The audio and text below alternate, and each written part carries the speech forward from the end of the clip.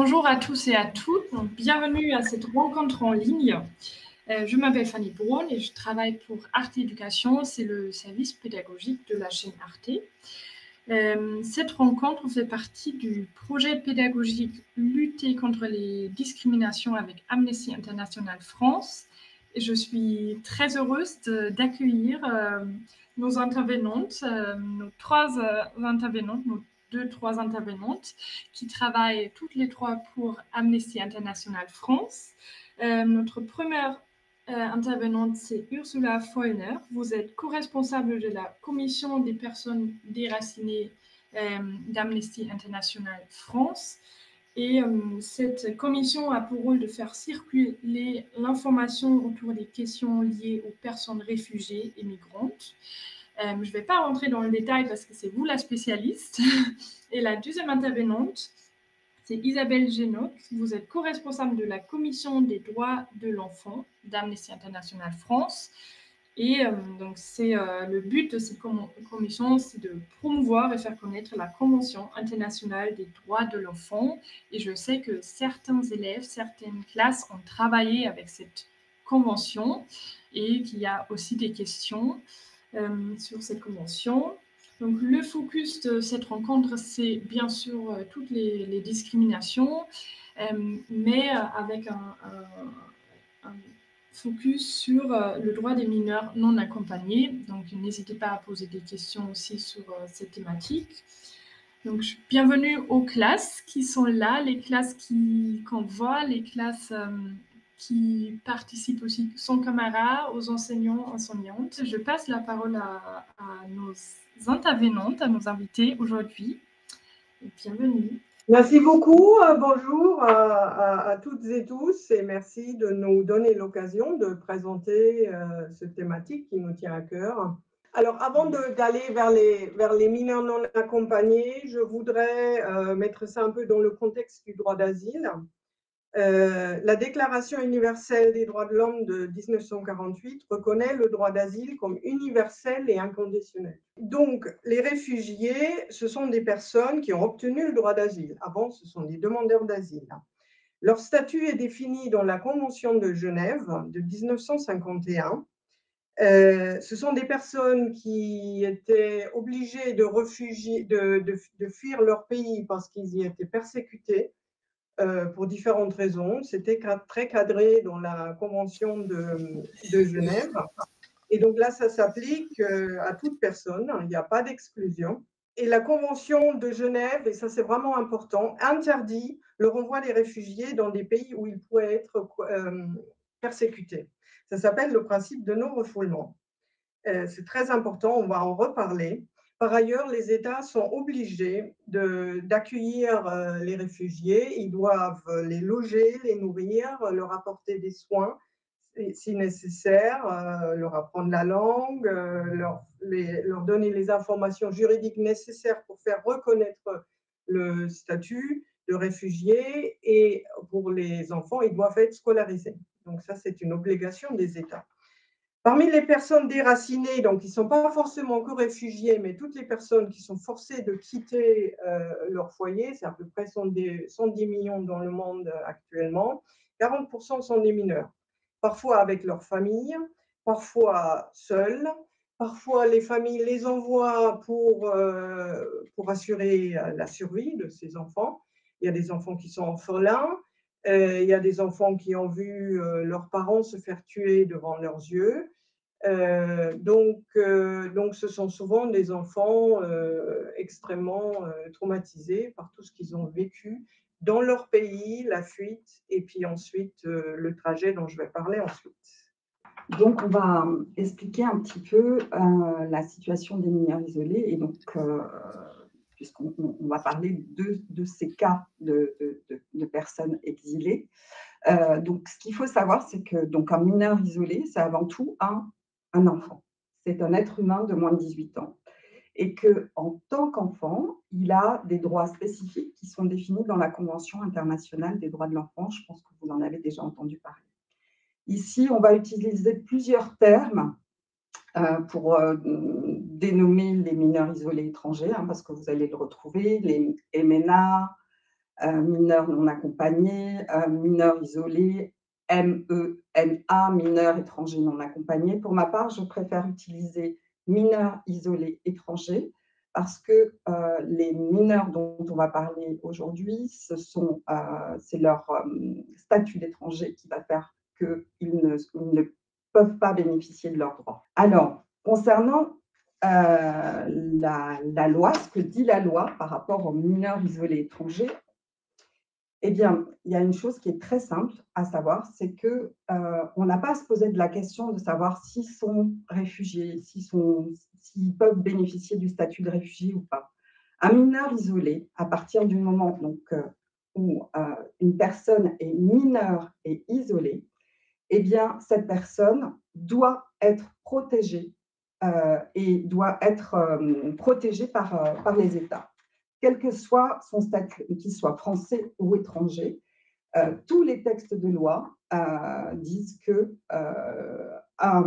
enfant seul et isolé doit être protégé et doit être pris en charge. Donc ça, c'est déjà quelque chose de très simple à savoir. Voilà. Alors, maintenant, on va passer aux chiffres, à essayer de comprendre combien d'enfants ça concerne, combien d'enfants dans le monde sont seuls et isolés. Ben, en fait, on ne sait pas trop parce qu'il n'y a pas en réalité de recensement de ces enfants. On a juste des estimations. On devrait avoir un recensement puisqu'en fait, dans la Convention internationale des droits de l'enfant, dans la loi, les enfants en danger devraient être recensés. C'est la première des choses qu'on devrait faire pour pouvoir les protéger. Mais en fait, ce n'est pas le cas parce que les enfants qui sont isolés, c'est souvent des enfants qui sont dans des situations compliquées, comme le disait Ursula, dans des situations de guerre, des situations de conflit, parce qu'ils sont discriminés dans leur pays, parce qu'ils sont dans des situations de pauvreté qui les obligent à fuir. Donc voilà, donc on a juste des estimations, deux estimations de l'UNICEF, donc plus de 43 millions d'enfants déracinés dans le monde, dont 28 d'entre eux ont dû quitter leur pays en raison de conflits. Ce qu'il faut savoir que ce chiffre, il a doublé en 10 ans. Voilà. Et le nombre d'enfants réfugiés et migrants qui voyagent seuls a été multiplié par 5 depuis 2010. Donc c'est énorme. Il y a énormément d'enfants qui se retrouvent qui sont seuls et qui devraient être protégés. Alors, d'où viennent ces enfants? Là, je parle des mineurs non accompagnés accueillis en France. 66% viennent de différents pays d'Afrique. Hein. On retrouve Côte d'Ivoire, Guinée, Tunisie, etc. Par ailleurs, on retrouve les pays, c'est très logique, les pays des demandeurs d'asile majoritaires en France, c'est l'Afghanistan, c'est le Bangladesh qui est le deuxième pays. On ne trouve pas la Syrie. Donc, ça, c'était les chiffres de 2022. Et puis, en ce qui concerne l'âge, bon, ce n'est pas surprenant qu'il y a relativement peu, hein, on est quand même entre 1000 et 2000, et puis après 1000 personnes pour les 13 à 14 ans, c'est très jeune. Après 15, 16 ans, 17 ans, c'est quand même plus la tranche d'âge qui a l'autonomie nécessaire pour se déplacer. Quand on voit l'évolution de la courbe par année, on voit le pic de 2019 qu'on appelait la crise migratoire, mais qui était évidemment liée notamment aussi à la guerre en Syrie. Après, il y a le creux de 2020, ça c'est le Covid, fermeture des frontières, impossibilité de se déplacer. Et puis après, on les voit en constante augmentation, mais c'est la même augmentation qu'on voit dans les nombres de demandeurs d'asile, avec tous les conflits, l'Afghanistan depuis 2022, la Syrie, ça continue toujours, Soudan, enfin bref, c'est lié aux crises dans le monde. Alors, pourquoi ces enfants partent? Isabelle en a déjà un peu parlé. Évidemment, guerre, conflit armé, milices, violence dans le pays, insécurité. Puis aussi pauvreté, des situations économiques sans perspective. pas d'éducation adéquate, le profil du chômage une fois on a fini ses études. Pour les femmes, il y a des raisons assez particulières et qu'on retrouve souvent, c'est les mariages forcés, les excisions, puis les violences contre les femmes de manière générale, et puis il y a le groupe des LGBTQ qui sont toujours en risque dans pas mal de pays dans le monde. Mort de parents, pas de famille pour les accueillir ou maltraités dans leur famille d'accueil. L'éducation, on a déjà parlé. Et puis, il y a aussi la traite humaine, il ne faut pas oublier. Il y a des enfants qui ne choisissent pas de partir, qui se font kidnapper et qui se retrouvent dans des réseaux. Et ce que disait déjà Isabelle, et je voudrais effectivement le répéter, contrairement aux adultes, le mineur isolé qui arrive en France, il doit être protégé. Il n'a pas besoin de faire une demande d'asile, il n'a pas besoin de passer par une procédure quelconque. C'est indépendant d'où il vient, quelles sont les raisons de départ. C'est un enfant et un enfant doit être protégé. Et on va regarder un petit film de témoignage. Je m'appelle Esther, j'ai 17 ans, je viens du Ghana. Je ne savais rien des bateaux qui partaient pour l'Europe, car j'étais venue en Libye pour travailler. Mais une nuit, une bombe a été lancée sur la maison où je vivais. Des hommes sont venus nous prendre. Ils nous ont amenés à l'endroit d'où les bateaux partent. C'était la nuit et je ne voyais rien, sauf le bateau pneumatique blanc dans lequel nous étions. Je me souviens qu'il y avait beaucoup d'autres filles. Au début, je n'avais pas peur, car je ne pouvais rien voir. Mais quand le soleil s'est levé, j'ai été terrifiée de me retrouver au milieu de la mer. Autour de moi, je voyais les autres pleurer, vomir, prier. Je n'ai pas bougé. Je voulais pleurer, mais j'avais trop peur de tomber à l'eau. J'étais paralysée par la peur.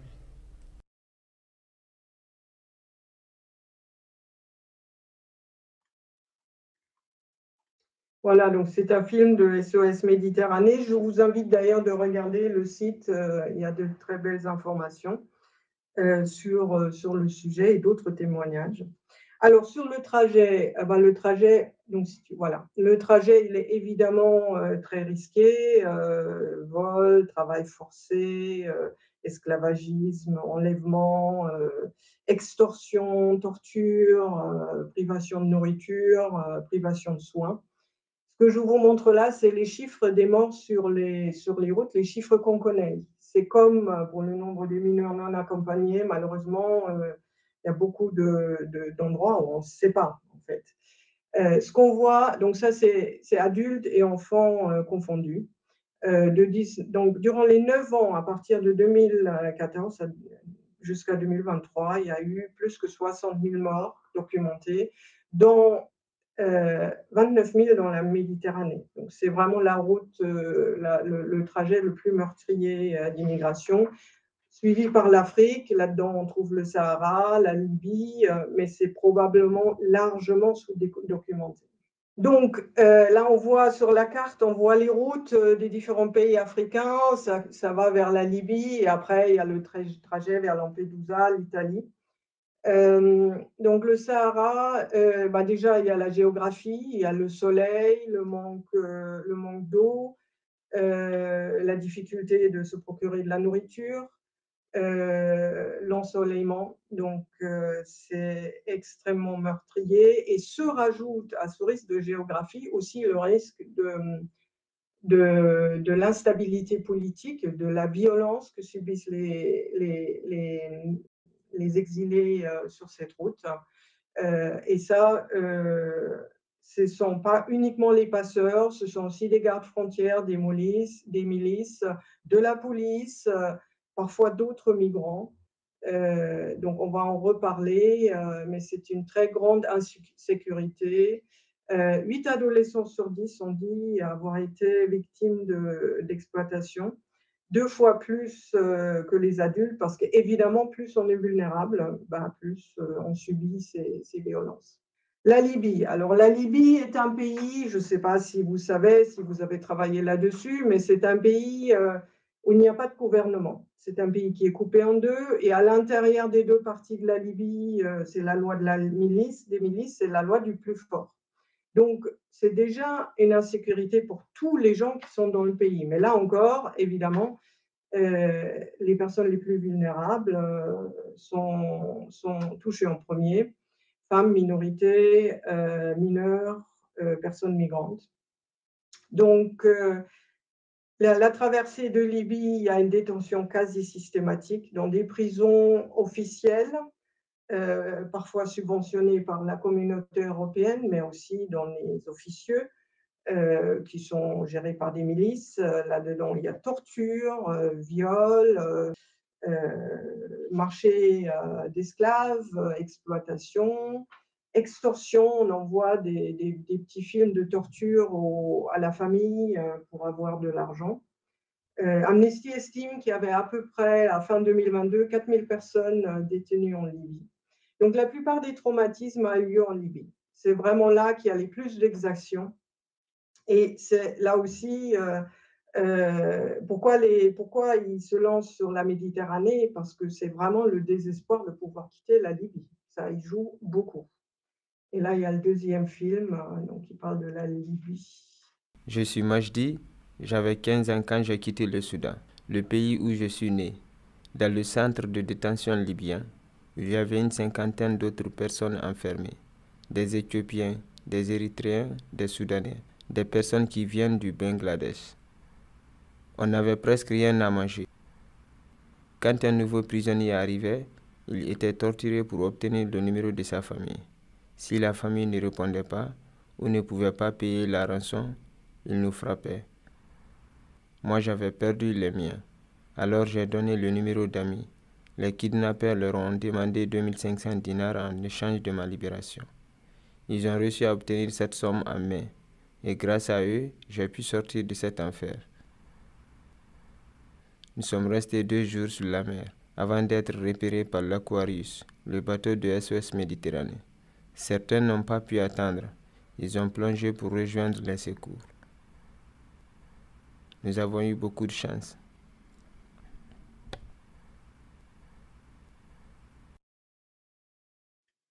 Voilà, ce qui me fait la transition sur la dernière partie du trajet, c'est la Méditerranée. Donc, on a déjà vu, c'est la voie d'exil la plus dangereuse du monde. Alors, pourquoi? Plusieurs raisons. Déjà, effectivement, c'est le seul chemin qui reste pour arriver en Europe, puisque les voies terrestres, il y a des barbelés, des murs, les frontières sont fermées. Par ailleurs, les passeurs veulent optimiser l'utilisation des bateaux. Ils prennent les moins chers, donc les plus vulnérables. Ils mettent un maximum de personnes. Ils n'autorisent pas l'utilisation de gilets de sauvetage. Là, on voit des photos avec des gilets, mais c'est les sauveteurs qui donnent les gilets. Quand ils sont dans les bateaux, ils n'en ont pas. Ils ne savent pas nager. Le refus des autorités des États méditerranéens à procéder au sauvetage, malheureusement. Et en plus, au-delà de ça, il y a même des États, genre Grèce, Italie ou Malte, c'est documenté que quand les bateaux sont arrivés sur Terre ou quand ils rentraient dans les eaux territoriales de ces États, il y a les gardes frontières qui les ont retirés, enfin qui les ont remis en mer ou qui les ont amenés dans les eaux territoriales de la Libye pour ne pas devoir les accueillir. Donc, c'est contre le principe de non-refoulement dont on a parlé au début. C'est grave.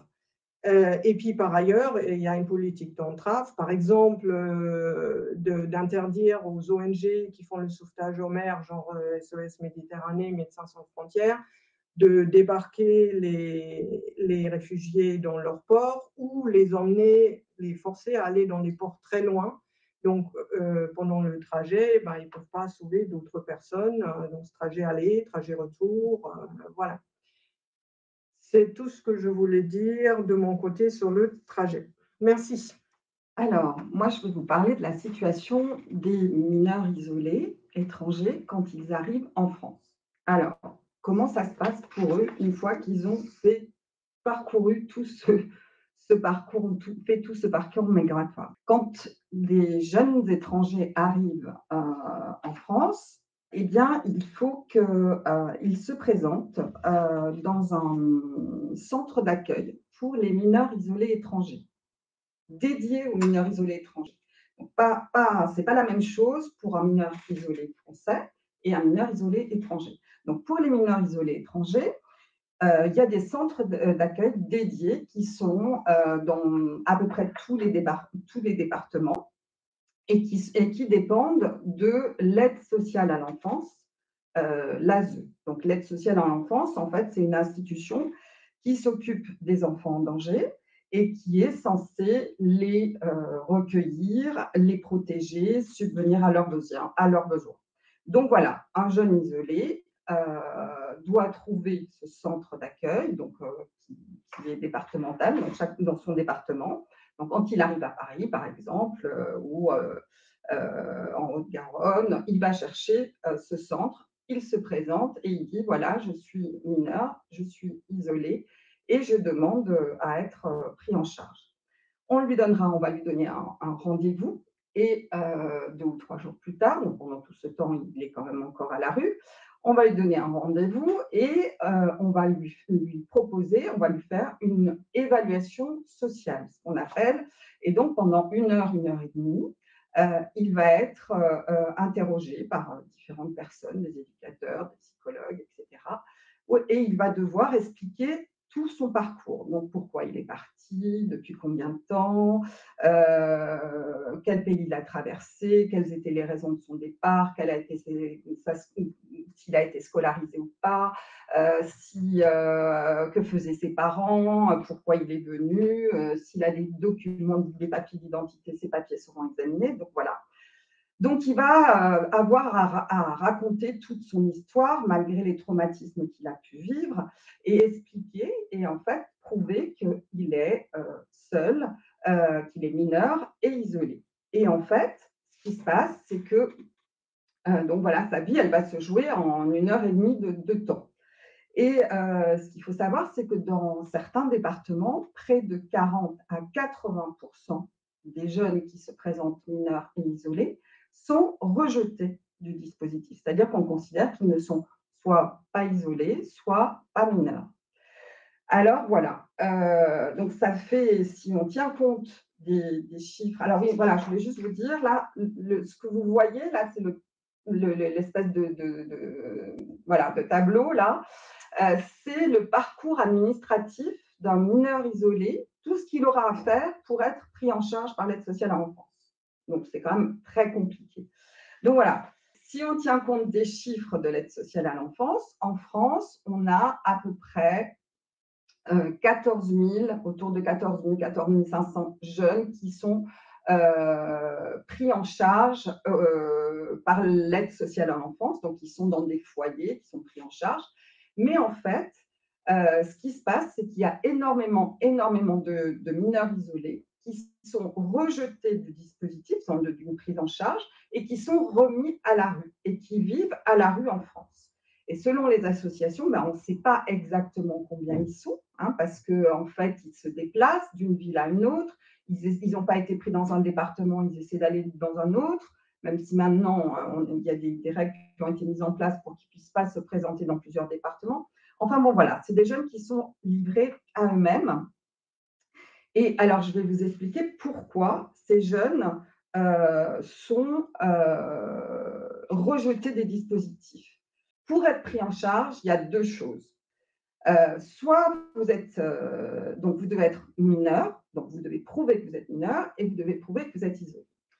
Donc, pour l'isolement, en fait, il y a des jeunes, des mineurs isolés, même très très jeunes, notamment un jeune mineur isolé de 10 ans, dont la photo est sur la slide numéro 5, je peux peut-être revenir dessus, je vais vous montrer. Ce petit garçon-là, c'est un petit garçon afghan. Lui, en fait, il s'est présenté dans un centre d'accueil à Paris pour mineurs isolés. Et en fait, il a été rejeté parce qu'il a expliqué, donc il ne parlait pas français, et il a expliqué qu'il avait voyagé avec son oncle. Mais en fait, ce n'était pas son oncle. C'était un passeur que sa mère avait payé pour qu'il puisse partir, fuir de son pays, parce que là-bas, il allait être un enfant martyr et il devait se faire exploser avec une bombe d'explosif. Donc, sa mère a préféré le faire partir. Mais quand il est arrivé en France, il n'a pas été accueilli dans un centre d'accueil. Il a été rejeté de ce centre d'accueil parce que simplement, il avait dit qu'il était accompagné de son oncle, alors que ce n'était pas son oncle. Voilà. Donc, il y a eu une évaluation qui a été mal faite.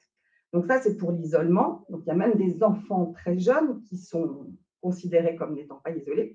Et puis, il y a aussi, donc le deuxième point, c'est que vous devez prouver que vous êtes mineur. Alors, pour nous, ça paraît simple. On dit, on va juste présenter notre carte d'identité, et puis voilà. Sauf que ce qu'il faut savoir, c'est que dans de nombreux pays et dans le monde, il y a 3 enfants sur 10 qui ne sont pas enregistrés à leur naissance, c'est-à-dire qui n'ont pas été enregistrés sur les registres d'état civil, donc ils ne peuvent pas avoir de document d'identité.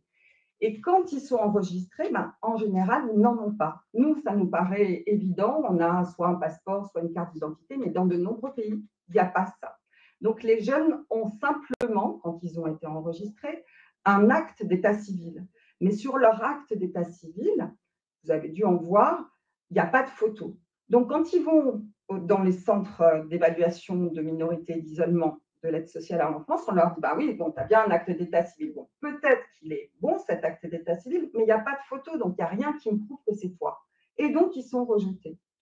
Et donc, ils sont remis à la rue. Et donc, ils se retrouvent tout seuls à la rue et sans possibilité d'être pris en charge en tant qu'enfant.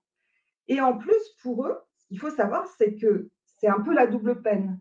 Parce que non seulement ils sont rejetés des centres d'accueil pour les mineurs isolés, mais en plus, comme ils ont un acte d'état civil qui disent qu'ils sont mineurs, quand ils se présentent dans les centres d'accueil pour adultes, pour les familles, on leur dit vous ne pouvez pas, là, vous ne pouvez pas parce que vous êtes mineurs. Donc en fait, parmi les personnes à la rue, les mineurs isolés étrangers sont surreprésentés. Et aujourd'hui, selon les associations, il y a eu des évaluations qui ont été faites, mais il y aurait à peu près autour de pratiquement 4000 enfants mineurs isolés à la rue en France métropolitaine.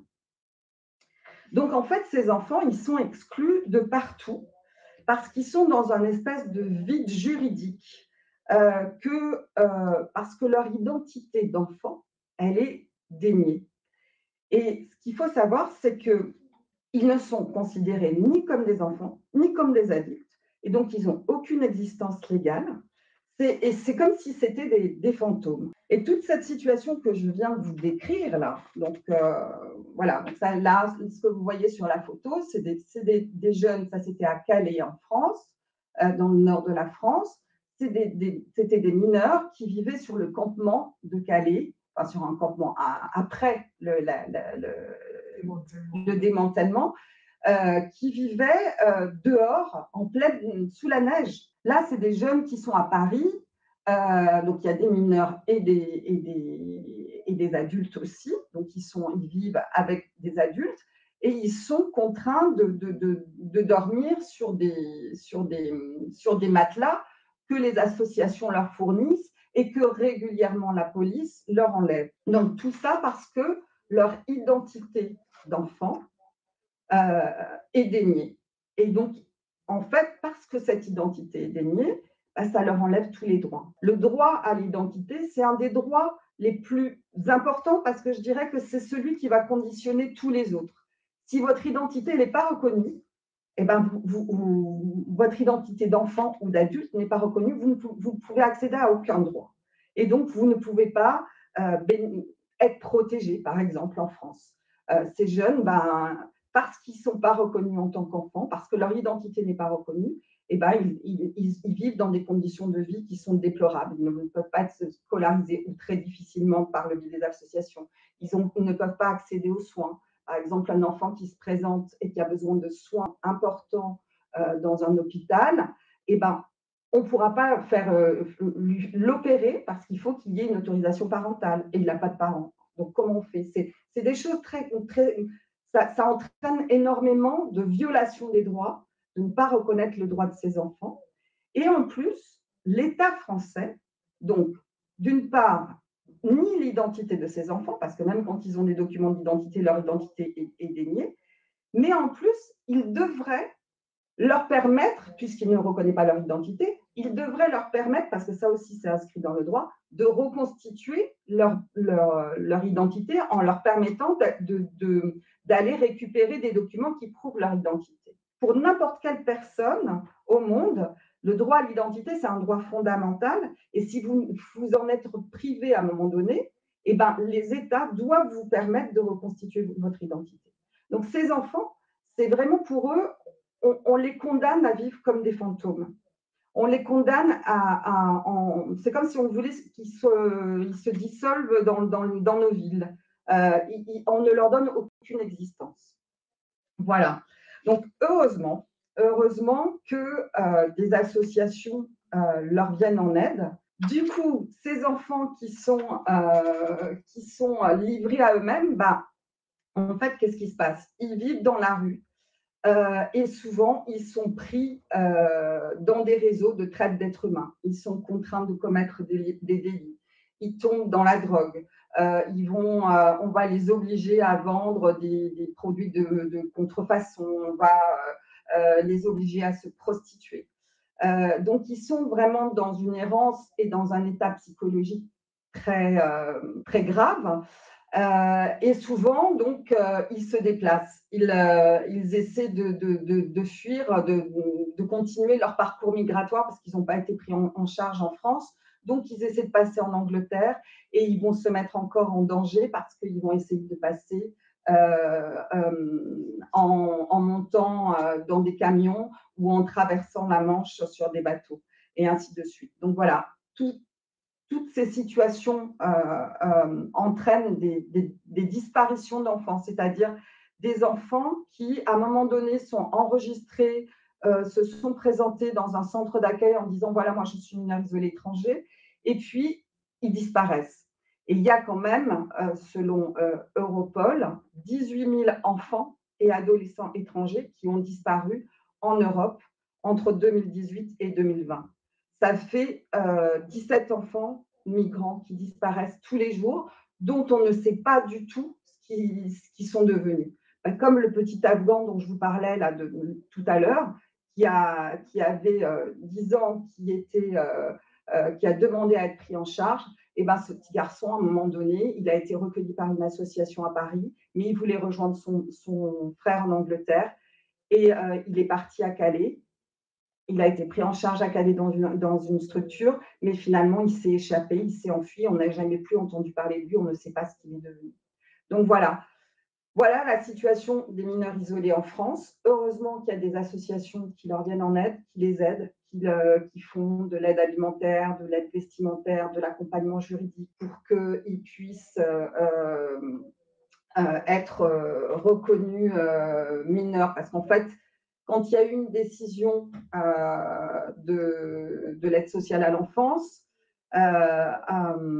après une évaluation sociale, les jeunes peuvent faire un recours et demander à ce que cette décision faire un recours de cette décision.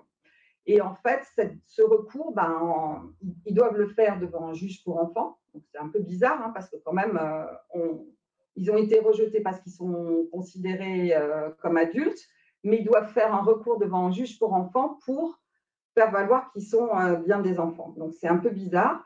Et donc, ce recours devant le juge pour enfants, pour être reconnu mineur, ça va prendre de 6 à 18 mois, et parfois même plus. Et pendant tout ce temps où ils sont potentiellement mineurs, ils sont à la rue. Et là encore, ils sont pas du tout pris en charge. Donc voilà la situation. C'est une situation qui est très grave. C'est une situation qui a été plusieurs fois dénoncée. Et la France a plusieurs fois été condamnée pour des violations des droits des mineurs isolés en France, sur leur territoire. Mais malgré ça, ça continue. Et même pour les associations, la situation s'aggrave encore. Voilà, donc il faut protéger les mineurs isolés étrangers qui sont à la rue. Et surtout, il faut s'informer pour bien comprendre quels sont leurs droits et pourquoi leurs droits sont violés. Merci beaucoup pour cette présentation vraiment passionnante et très riche. Je propose de passer la parole aux classes qui sont là. Est-ce qu'il y a des premières questions? N'hésitez pas à poser vos questions directement dans le micro. Bonjour. Pourquoi avoir choisi de travailler sur les enfants migrants? Alors, pourquoi avoir choisi de travailler sur les enfants migrants? Bah, déjà, pour moi, ce n'est pas un travail parce que je suis bénévole. Et que je travaille sur cette question, sur la question des droits de l'enfant depuis quasiment que j'ai commencé à avoir une activité professionnelle ou pas. J'ai toujours travaillé dans le milieu associatif. Je crois que pour moi, c'est très important de défendre les droits des enfants. Les enfants, d'abord, c'est les personnes les plus fragiles. Et puis surtout, c'est le futur de demain. Et donc voilà, pour moi, c'est important de faire connaître les droits de l'enfant aux adultes et aux enfants pour qu'ils puissent faire valoir leurs droits. Voilà. Et de mon côté, moi, je travaille effectivement plutôt sur la migration. Les mineurs non accompagnés en font partie, c'est une partie importante, évidemment. Alors pourquoi? Bon, moi aussi, je suis bénévole d'ailleurs, j'ai un métier par ailleurs, je fais ça sur mon temps libre. Pourquoi l'immigration? Vous avez peut-être vu mon nom, je suis d'origine allemande. Mes grands-parents et ma mère sont arrivés en Allemagne en 1946. Ils n'avaient rien, ils avaient juste les vêtements sur leur corps, pas de logement ni rien. Et je sais que ma mère, qui n'avait que 5 ans à ce moment-là, elle était très traumatisée. Et du coup, c'est un sujet qui me tient à cœur parce que ça peut arriver à n'importe qui, à n'importe quel moment. Faut pas croire, ça va très vite, on l'a vu en Ukraine. Donc, je pense qu'il faut aider les gens déracinés. Ils partent pas de bon cœur et c'est notre devoir de partager. Ça fait partie de l'humanité. Merci pour vos réponses. Madame Galtier a aussi une question micro. Ah, d'accord. Comment les mineurs arrivent à vivre sans argent dans la rue? Alors, ils vivent mal, très très mal. C'est-à-dire que s'ils ne sont pas aidés par des associations, ils n'ont pas accès à la nourriture. Et il y a d'ailleurs un rapport récent d'Action contre la faim qui a montré que ce sont des enfants qui souffrent de la faim en France. À Paris, aujourd'hui, il y a des enfants qui souffrent de la faim. Donc, effectivement, ils n'arrivent pas à vivre sans argent. Donc, soit ils sont pris, ils tombent dans des réseaux de traite, soit ils sont accompagnés et aidés. Et heureusement, il y a quand même beaucoup de solidarité avec ces jeunes, notamment beaucoup d'associations qui mettent en place des distributions de nourriture, des distributions de vêtements, des distributions de téléphones, très important. Le téléphone, vous allez comprendre, vous vous en doutez, je pense que je n'ai pas besoin de… Mais par exemple, pour avoir un rendez-vous avec un avocat, pour être joint, parce que vous devez aller à l'ambassade faire des démarches, il faut que ces jeunes soient joignables et qu'on puisse, vu qu'ils vivent à la rue, avoir un téléphone pour eux, c'est très, très important pour pouvoir le recharger. Donc, il y a des lieux d'accueil de jour qui sont mis en place pour les accueillir, pour leur permettre de prendre une douche, de pouvoir se reposer, pour avoir quelques activités de loisirs, de lecture, pour pouvoir voir un médecin. Il y a énormément d'actions de bénévoles qui sont mises en place, d'associations qui sont mises en place pour leur venir en aide. Et puis, il y a aussi des réseaux d'hébergeurs solidaires dont j'ai fait partie. Moi, pendant 2 ans, j'ai accueilli 2 jeunes mineurs isolés chez moi. Et donc, je sais qu'à Paris, il y a des réseaux d'hébergeurs solidaires. Donc, je l'ai fait à titre personnel et pas à titre au titre d'amnistie parce que c'est interdit de faire ça. Parce que vous n'avez pas le droit d'accueillir chez vous un mineur isolé étranger. Parce que sinon, les gens qui font de la traite, ils peuvent, de la traite d'êtres humains, ils disent moi j'ai accueilli des mineurs, tranquille. Donc en fait, on est obligé pour être solidaire de faire des choses qui ne sont pas légales. Vous voyez ce que je veux dire? Donc voilà, il y a des gens qui sont contraints de faire des choses qui sont illégales pour pouvoir leur venir en aide à ces enfants. Et pour les protéger de la vie à la rue, parce qu'il y a aussi des gens malveillants qui tournent autour des campements pour venir chercher des jeunes, pour les prostituer, pour les entraîner dans des réseaux, etc. J'avais une question. Quelles sont les associations qui prennent en charge les mineurs isolés? Il y a plusieurs associations qui prennent en charge les mineurs isolés. Il y a une association, alors il y a des associations nationales et puis il y a des associations locales. Dans les associations nationales, vous avez Action contre la faim qui a mis en place et Médecins du Monde qui ont mis en place des accueils de jour donc pour des soins. Il y a Utopia 56 qui prend en charge les mineurs isolés et qui s'occupe de trouver des hébergements, de faire de l'aide alimentaire, de l'accompagnement juridique. Il y a la CIMAD, Médecins sans frontières. Médecins sans frontières. Il y a des associations locaux qui se forment aussi, mais Voilà. on connaît un peu moins parce que ça dépend de Voilà. de Il y a des collectifs qui vont se créer, qui vont être des collectifs de personnes et qui vont, par exemple, s'occuper de trouver des hébergeurs solidaires ou s'occuper de trouver des vêtements, de fournir des repas, de faire des collectes d'anciens téléphones. Enfin, voilà. Il y a les grosses associations qui travaillent. Il y a Éducation sans frontières aussi, qui s'occupe des mineurs isolés, qui va les accompagner pour des cours de français, pour une scolarisation. Voilà, il y a plusieurs associations en France. Je peux peut-être répondre à la question qui a été posée. Par quelles instances la France a-t-elle été condamnée? Donc, il y a eu plusieurs condamnations, dont 2 assez récentes.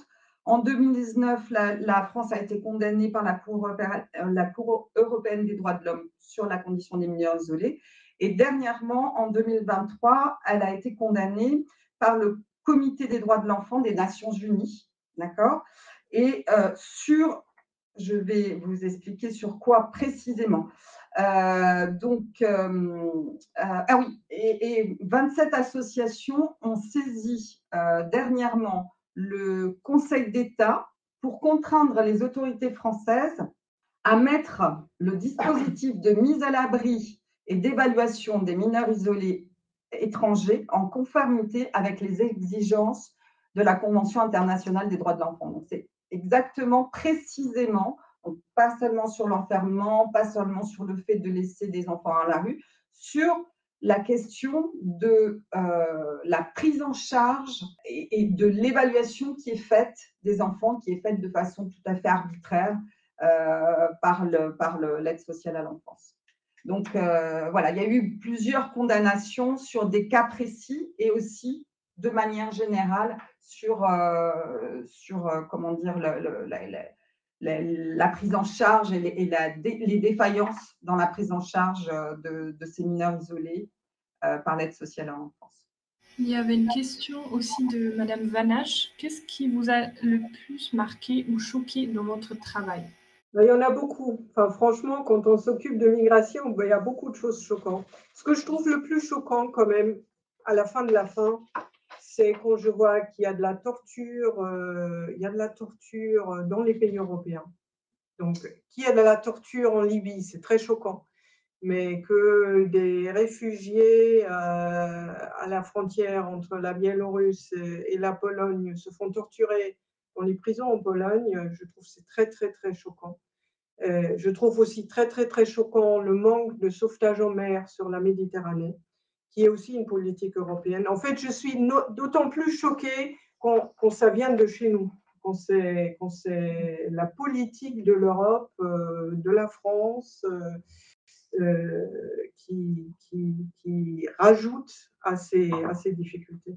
Ouais, moi, c'est pareil, en fait. C'est vrai que moi, tu parles de torture, mais qu'est-ce que c'est qu'on fait vivre à ces enfants quand on les fait, quand on nie leur identité, quand on les oblige à vivre à la rue par des températures en dessous de zéro, à souffrir de faim? Mais c'est de la torture. Et c'est de la torture qu'on fait vivre à des enfants parce qu'on a une politique qui n'est pas une politique d'accueil, parce qu'on ne respecte pas les droits de ces enfants. C'est complètement fou de se dire que dans un pays comme la France, mais bon, il n'y a pas que la France, hein, l'Espagne c'est la même chose, l'Italie c'est la même chose, la Belgique c'est la même chose, l'Angleterre c'est la même chose, qu'en Europe, on ne respecte pas le droit international et que les États font fi des droits d'enfants, c'est-à-dire des personnes les plus vulnérables. Voilà, ça, moi, c'est ce qui me choque. Et puis, si je puis en rajouter aussi, ce qui est choquant, c'est la présomption. En fait, on dit toujours c'est la présomption d'innocence. Et ben, je trouve vis-à-vis des mineurs, on devrait avoir une présomption de minorité, c'est-à-dire on devrait les considérer comme mineurs. Donc, on n'a pas pu prouver qu'ils sont adultes. Or, c'est le contraire. Donc, vas-y, on t'écoute. Alors, je vais une question. Mais est-ce qu'il existe des discriminations chez les jeunes migrants entre eux? Et si oui, quelle est la plus répandue? Je ne saurais pas te répondre. Bon, moi, je vais te donner le cas des deux jeunes migrants que j'ai accueillis chez moi. Il y en avait un qui était… donc, ils étaient tous les deux maliens. Ils avaient tous les deux 16 ans, mais il y en avait un qui était malien, mais qui était d'origine Peul. Et les Peuls au Mali, bah, c'est un peu comme les Roms en France. Voilà, c'est des nomades et donc ils ne les aiment pas. Et donc, au départ, entre eux, bah, il y avait comme une sorte de petite histoire comme ça, où il y en avait un qui était un peu plus sûr que l'autre, de lui que l'autre. Et puis, bon, voilà, c'était lui qui avait plutôt raison quand il disait des choses et tout ça. Et puis, en fait, ben, voilà, ils sont devenus les meilleurs amis du monde. Donc, je pense que parmi les jeunes migrants, moi, ce que j'ai surtout vu, c'est beaucoup de solidarité entre eux et que, voilà, ils se regroupent évidemment par communauté ou par nationalité parce que c'est plus simple pour eux. C'est ce que j'ai pu constater aussi dans la jungle, dans le campement de la jungle à Calais, où les gens ont tendance forcément à se regrouper entre eux. Voilà, donc je n'ai pas vu de discrimination entre eux particulière. J'ai vu des comportements qui sont les mêmes, qui sont des comportements normaux où tu as tendance à te mettre avec les gens qui parlent la même langue que toi quand tu es à l'étranger. Voilà. Je ne sais pas si j'ai répondu à ta question, mais voilà. Que pensez-vous de l'immigration? Alors, c'est une très bonne question. En fait, depuis que l'humanité existe, les gens ont bougé. C'est humain, toujours. Ça a toujours existé. Et on ne va pas l'arrêter. On ne va pas l'arrêter en mettant des murs. On va juste le rendre plus dangereux. Comme je vous ai dit, en mettant des frontières, des murs terrestres, les gens ils passent par la mer. En fermant l'Eurotunnel, l'accès aux migrants pour aller en UK, ils passent par la Manche. C'est plus dangereux, mais on ne l'arrêtera pas. Et que dites-vous à quelqu'un qui est au Soudan dans une guerre et qui veut se mettre à l'abri et mettre ses enfants à l'abri? C'est normal, on ferait la même chose. Donc, ce qui est important, c'est de le gérer, mais pas d'essayer de l'éviter, puisqu'on n'y arrivera pas. Et le gérer dans la dignité et du respect. Merci aux intervenantes, c'était vraiment très intéressant. Je sais que vous avez beaucoup d'informations, des liens que je vais transférer aux enseignants, enseignantes pour les élèves. Et un grand merci aussi à Noémie Pagon pour le support technique. C'était super, merci beaucoup pour votre aide. Et merci aux classes qui étaient là, qui ont posé plein de questions. Un grand merci à vous et je vous souhaite un bon appétit. Merci, de même. Merci beaucoup. Au revoir, bonne journée. Au revoir. Au revoir.